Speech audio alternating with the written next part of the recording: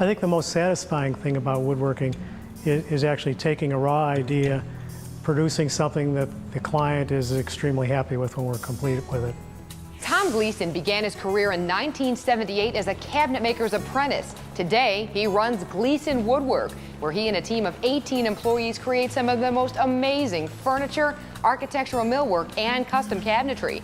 But it wasn't until 2001 when Tom took a trip with a group of kids on a mission to Cusmapa, Nicaragua, where he realized that his passion for woodworking could help others.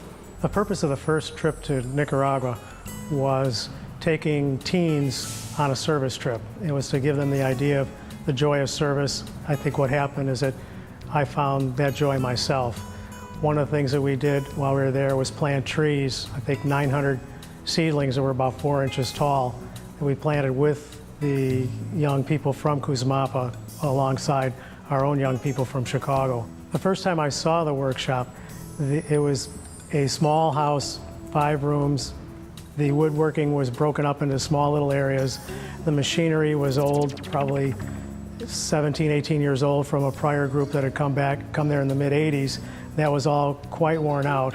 Tom did what he could over the next 4 years to help collect donations, tools, and millwork equipment to support the struggling woodshop. He returned to Cusmapa in 2005, not to plant trees this time, but to help the workers there refine their skills and create products to sell using local resources. In 2005, I made a commitment to do what I could to make them a viable operation.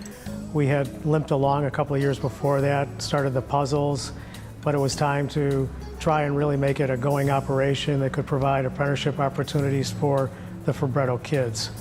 I went down there myself in November last year with 4 other gentlemen, and we helped set that particular shop up to where it could operate as a modern woodworking shop within the parameters that they had.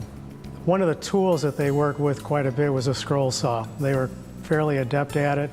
We thought we'd take what skills that they already had and develop them further, and then slowly but surely add on additional skills. Today, the puzzle still remains the primary product. We're in the process of working on a Noah's Ark and a small jewelry box. 100% of the sales goes to the Fabretto Children's Foundation, and Fabretto in turn uses all that money for the woodworking shop to pay people, buy materials, additional equipment, supplies, tooling. The products made by the people of Cusmapa are sold by the Fabretto Children's Foundation, an organization dedicated to helping the youth of Nicaragua. Tom continues to give his time and energy to support the organization. His third trip to Cusmapa was to help them convert an old drying shed into a new wood shop. I find that volunteering gives me intense pleasure knowing that the little bit that I do helps just a few families raise their standard of living. And the goal would be to do that more for the town of Cusmapa. Tom was honored by the Fabretto Children's Foundation in 2007 when they named him their Volunteer of the Year. If you'd like to volunteer or find out more about the products made by the people of Cusmapa, simply log on to their website at fabretto.org.